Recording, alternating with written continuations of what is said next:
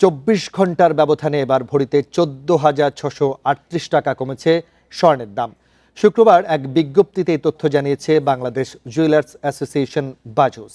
ফলে এখন ২২ ক্যারেটের এক ভরি স্বর্ণের দাম দাঁড়ালো ২,৭১,০০০ টাকা।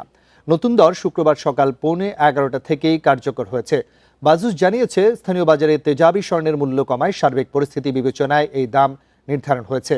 নতুন দাম অনুযায়ী 22 ক্যারেটের দাম ২,৭১,৩৬২ টাকা। এছাড়া 21 ক্যারেটের প্রতি ভরি 2,৫৮,৯৯৯ টাকা, 18 ক্যারেট প্রতি ভরি 2,22,024 টাকা এবং সনাতন পদ্ধতির প্রতি ভরির দাম 1,82,833 টাকা।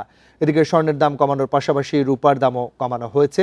22 ক্যারেটের এক ভরি রূপার দাম 816 টাকা কমিয়ে নির্ধারণ করা হয়েছে 7,756 টাকা।